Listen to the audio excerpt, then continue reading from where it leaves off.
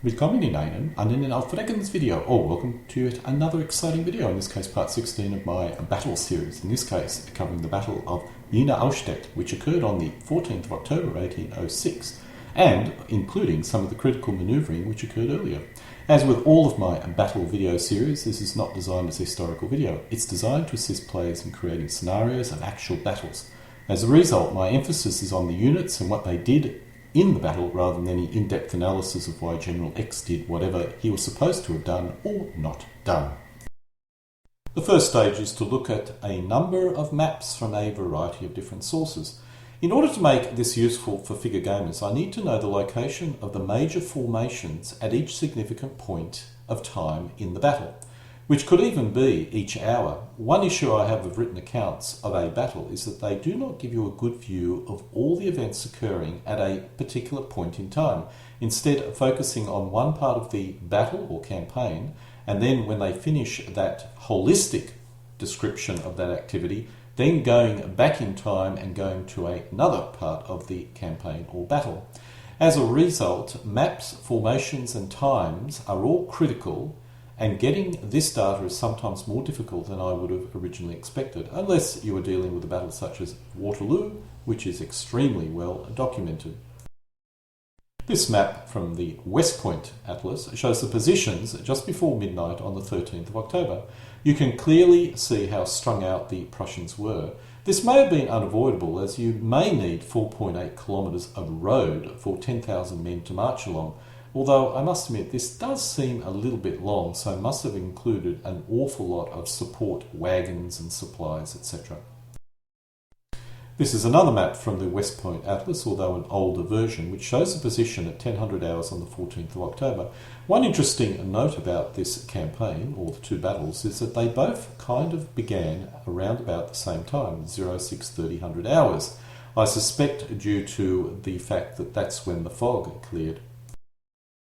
Going to German sources, this shows the position at Jena in more detail.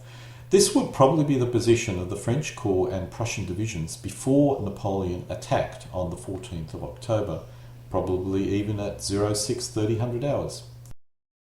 Here we have a German-sourced battle which provides more detail of the Battle of Auerstedt. This is a rather interesting map, as I did not realise the French 2nd Division conducted such a wide outflanking manoeuvre. I suspect this occurred after the French 1st Division had broken through the Prussian line. This is a rather detailed contemporary, that is contemporary to 1806, a map of the Auerstedt area, with the town indicated with a red dot. The initial contact occurred around the red line, which is also visible here. This shows a reasonably detailed but remastered contemporary map of Jena. Red dot shows Jena, and the red line is the probable initial front line. This is again another rather interesting map of the Jena area, showing the positions of the opposing forces probably after several hours of fighting. One thing I did notice about the maps was there seemed to be a large difference in the formation positions once the battle had begun. I have tried to use the best sources that I have at present, but you may need to take my maps and the location of the formations on my maps during the course of the battle with a bit of a pinch of salt. I may well have got some things wrong.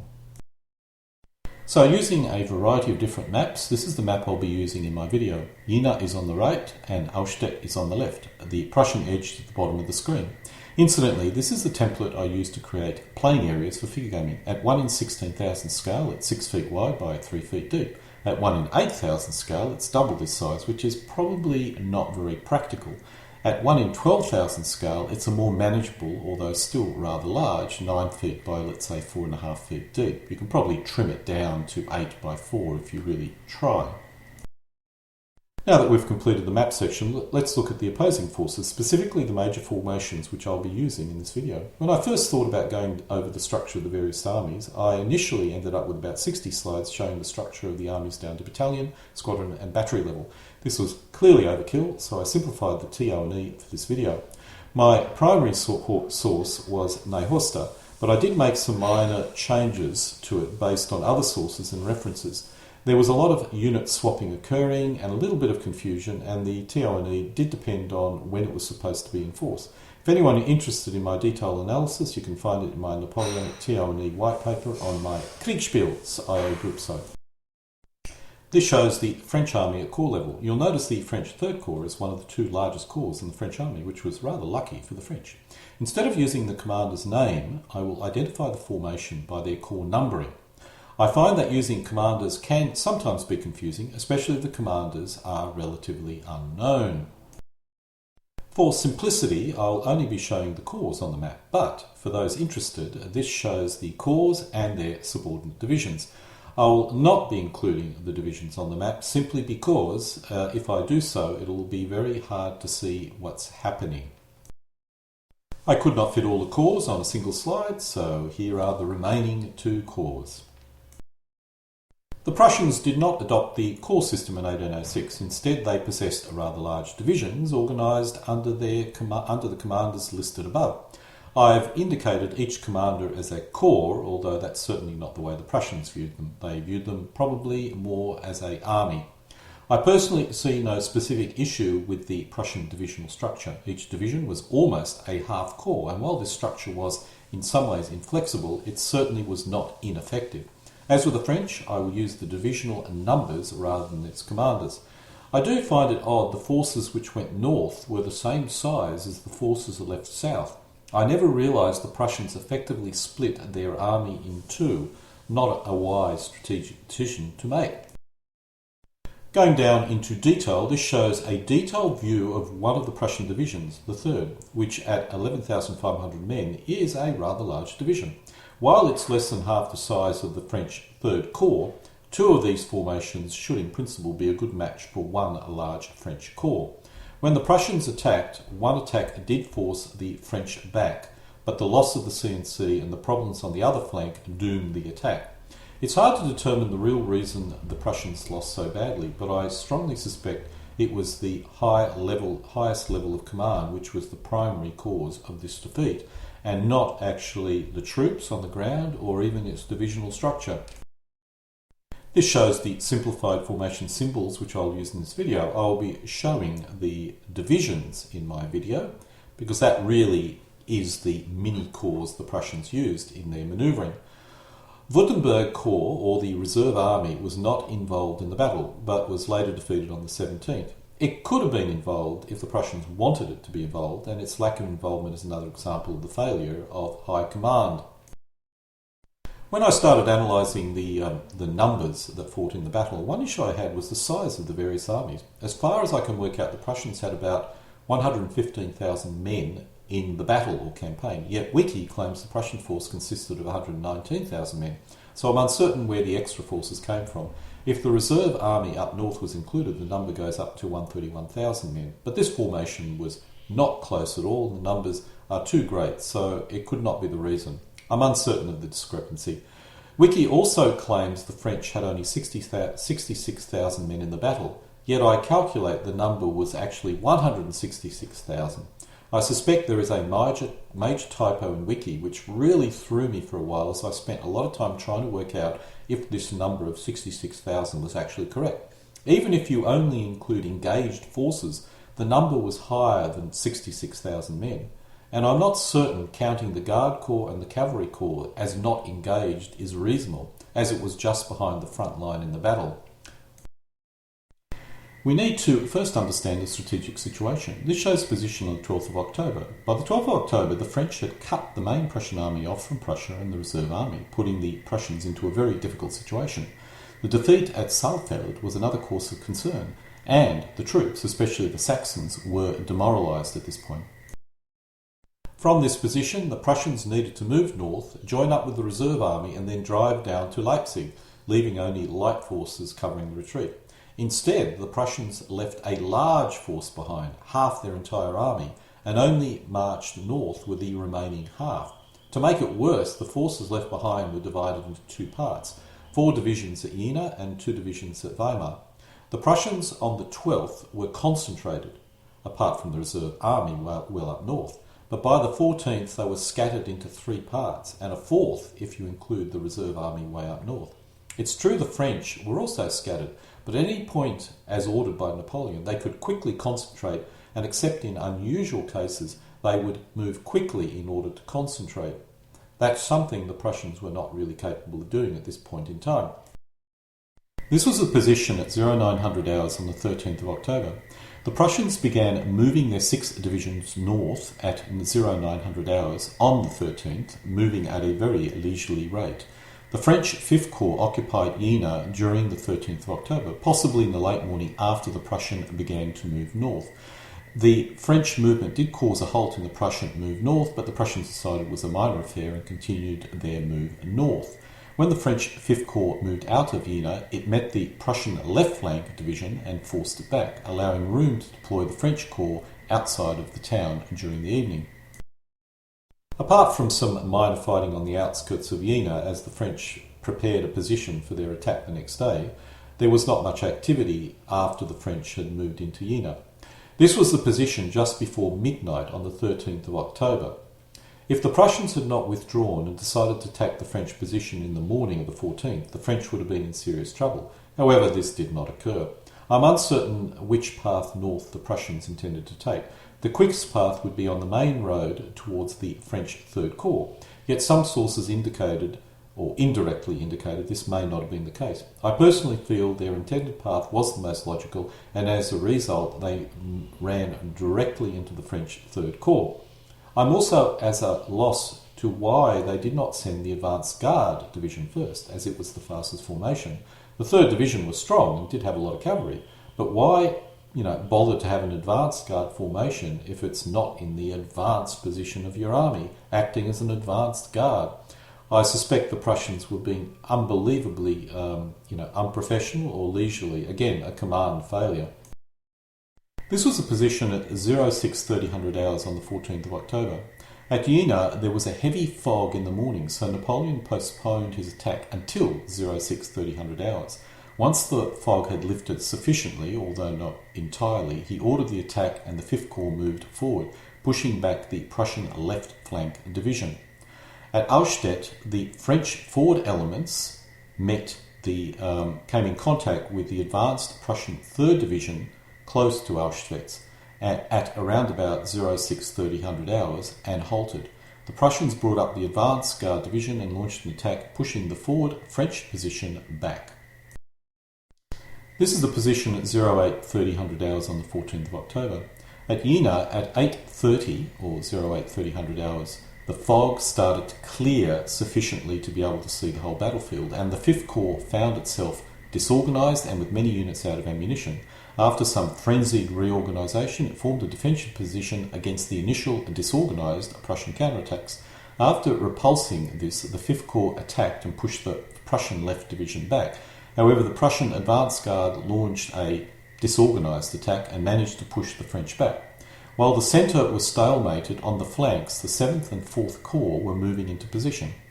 At Auerstedt, the 2nd Prussian Division had arrived and the Prussians halted their ad hoc attack to organise a proper full attack.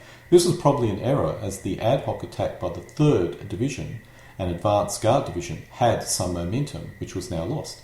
Between 06:30 and 08:30 hours, the rest of the French Corps had arrived and had prepared a powerful defensive position, with the halt in the Prussian attack giving it further breathing space to form up this defensive position. This showed the position at 1000 hours on the 14th of October. At Jena, by 09:30 hours, the 5th Corps launched another attack which resulted in a small advance, but it soon found itself checked and under local counterattacks. With the 5th Corps in trouble, the forward elements of the 6th Corps under Ney launched a rash attack, which initially succeeded but left the forward elements of the 6th Corps exposed, forcing Napoleon to send in elements of the 5th Corps and some forward elements of the 4th Corps to assist. Meanwhile, the Prussians were beginning to form up a major counterattack, which they launched at 10:30 hours. At Auerstedt, by 900 hours, the remaining French formations had arrived in time to meet the Prussian attack. The Prussian attack was a disaster, with the right flank attack by the 3rd Division falling apart and the CNC being mortally wounded, and the left flank attack by the advance guard division initially succeeding, but soon found itself halted by fanatical French defence. This was a critical defence, as if the advance guard division had managed to break through the French, then the French would have been defeated. Instead, the Prussians were in a serious position and, most importantly, leaderless. This was a position at 1100 hours on the 14th of October. At Jena, the two divisions at Weimar received an urgent message at 0800 hours to come to the assistance of the forces at Jena. These two divisions began to move at 1000 hours and took 4 hours to cover the 6 miles to the front line. This was a very slow response to an equally slow move along good roads, and considering that it was good weather, this is quite extraordinarily bad. At the front line, the Prussian left flank division began to withdraw, having suffered heavy losses in the previous 4 hours. The last Prussian attack in the centre and right had been halted, and the fighting died down. This left the Prussian foot in the open for 2 hours while the French skirmished against them, affecting their morale and inflicting some casualties. During this lull, the French reorganised and prepared their main offensive, as most of the 7th, 4th and 6th Corps were almost in place to support the 5th Corps. The Prussians were now outnumbered more than 2 to 1. At Austerlitz, with the C&C dying, one attack having fallen apart and the other halted, in a final desperate attack was attempted, which fell apart. The French then attacked on their left flank and, pivoting, took the Prussian line in the flank. By 1300 hours, the Prussian position was disintegrating. This was the position at 1200 hours on the 14th of October. At Jena, Napoleon ordered his main attack at 1200 hours. The Prussian held until 1300 hours, with a Saxon counterattack on the right forcing the French back. Considering the Prussian foot had been under constant skirmish fire for the previous 2 hours and were outnumbered massively, this was an astonishing defence and possibly the reason Napoleon initially thought he was facing the main Prussian army. The Saxons in particular performed extremely well, considering how poor their morale was only a day before. At Austerlitz, by 1300 hours, the Prussian line had collapsed and the forward 4 divisions began to withdraw, or even rout in some cases. This is a position at 1400 hours on the 14th of October. At Jena, by 1400 hours, the Prussian line had collapsed and all 4 divisions were retreating, although not routing. The Saxons on the right flank were withdrawing in good order and under minimal pressure from the French 7th Corps. The rest of the front was under significantly more pressure, but it was still withdrawing in some level of order. At Austerlitz, the reserve 2 divisions formed a new line by 1400, which held against the French, allowing the rest of the retreating divisions to regroup. This was the position at 1500 hours on the 14th of October. At Jena, the Prussian 4 divisions were falling back in reasonably good order, but when they met the new Prussian divisions from Weimar, they became confused and disorganised. It was about this point the French increased their attacks, causing the Prussian extreme difficulty. At Austerlitz, the reserve corps divisions were managing to hold the French, which allowed the retreating divisions to reorganise. While the king was encouraged to counterattack, he decided to withdraw in reasonable order. This was a serious error, as the only chance the Prussians had of saving the day was to break through the French 3rd Corps. The front line was wider at this position, which would have allowed the Prussians to use their numerical superiority to greater effect, and the French were no longer in good defensive positions. The decision to retreat sealed the fate of the entire Prussian army. This was the position at 1600 hours on the 14th of October. At Jena, by 1600 hours, the Prussians were in full panicked retreat, aggressively pursued by the French, which almost certainly included French cavalry which was fresh and unused prior to this.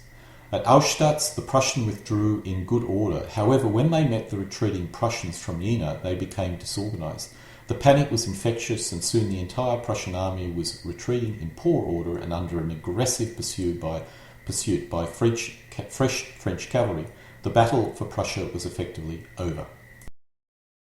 Now let's go to the figure gaming aspect of this. This battle spans a very large area, so it requires rules which allows you to fight over such a large area. There are very few rules which could allow this, outside of course board games, so let's investigate some of them. For this scale of battle, I normally select these 3 sets of rules which could be allowed to refight the battle. The standard 3 that you see here, I would suggest, are Bloody Big Napoleonic Battles, Napoleon at War, which is a figure game version of a board game, and of course the Age of Eagles. All 3 rules focus on providing a historically accurate experience of an entire battle, with the Age of Eagles being the most complete and detailed set of rules. The only minor issue with Age of Eagles is the scale. Be prepared to deploy a very large playing area, or alternatively scale down your force mix and distances accordingly. Other rules you could consider are DBN and bitchute. However, these do so in an abstract manner. These are good for a game, but not so good for reproducing a historical battle. Snappy Nappy would also fit into this category. Other options I've not personally attempted are Volume Bayonet and Marshal of the Empire. These could very well be a good set of rules that would allow you to reproduce JENA-AUERSTEDT. This shows the scenario deployment sheet for the Napoleonic War set of rules, with the Prussians at the bottom and the French at the top. The biggest issue with this scenario is victory conditions. For example, what do the Prussians need to do to win, and what does victory look like for the Prussians? I suspect exiting the road in location H would be a key victory objective for the Prussians. Victory for the Prussians basically is all about surviving the day so they could run away at night and fight another day. As for the French, taking location J would be a main objective. If the Prussians hold this, then they can absolutely run away at night, at least on that flank. If they do not hold this, then they will not be running away, they'll be pursued. The biggest issue with this scenario is it depends on atrocious command on the Prussian side. So it's unlikely the French could do what they did historically, unless the Prussian player was drunk or mortally wounded, I suppose. Once we move beyond victory conditions, there are an enormous amount of alternative scenarios for this battle. The battle has, in fact, so many alternative scenarios for the Prussian, a gamer could easily spend a lot of time exploring all of them. The first would be avoiding the unnecessary battle at Saalfeld, which would give them additional forces and would be quite critical. I'm not certain at this hand how many forces that was, but I think it was an additional 6,000. Another would be having the reserve army come down to join the main army. More forces, which give them more forces and which give the Prussians a fighting chance in any battle against Napoleon's entire army. Ignoring additional reinforcements from the French, other options would be operational. Instead of splitting their forces, the Prussians could keep their army concentrated and strike the French when they took Jena. Another option would be to send the main army up north and only leave very light screening forces behind. This may be boring, as the French third would easily be crushed and the Prussians would easily escape. My first exposure to gaming this battle was the old SPI board game shown here. I never liked this board game because the two parts of the battlefield were fought separately rather than showing the entire battle using an appropriate scale. This would have been possible if you used the same scale as Wagram with a slightly larger map, or even the same scale as Leipzig with the same size map. I know why SPI broke up the battle in two parts in this particular way, but I felt it really spoiled the whole experience for me at the time. As a result, when I decided to create a scenario, initially for Napoleonic War rules and then later a bloody big Napoleonic battle, I was determined to refight the entire campaign on a single playing area. This makes scenario design more difficult, as the French First Corps would probably move to support the Third instead of slowly moving towards Jena. It would even be more difficult when you look at the Prussians, as no player would repeat the mistakes the Prussians did. In my scenario, I had to start the game at 06:30 hours on the 14th in order to ensure the battles occurred reasonably historical. And even in this particular case, the Prussians have lots of opportunities to correct the errors of the day before. The SPI board game started early in the evening, allowing the French to deploy their forces as they did it historically. But of course the Prussians were moving towards Auerstedt, and thus were not on the map, as they were in the intermap transit box, unable to be affected. When you show the entire playing area, the Prussians would instantly make all haste in correcting their mistakes before the French attacked during the night. Thus you need to start the game when dawn occurred, otherwise you're never going to get anything that's even resembling historical. We also need to ask ourselves, why was this battle so decisive? The main Prussian army at Auerstedt withdrew in good order initially, and while they did suffer disorder when they met the routing Prussians from Jena, if it was not for the close pursuit by the French cavalry, this could have been resolved. The key was the French cavalry was in good condition, so when the pursuit began, it was fresh and highly effective. In simple terms, what happened after the battle was as important as the battle itself. This was probably the key point to consider when considering creating victory conditions, as a Prussian loss was almost certain, whatever would occur. But how that loss occurred would determine if the Prussian army remained in the field to continue fighting later, or whether or not it was to be destroyed as it was historically. And so we come to close of my part 17 of my battle video series, in this case covering the Battle of JENA-AUERSTEDT. Alle guten Dinge kommen zu einem Ende.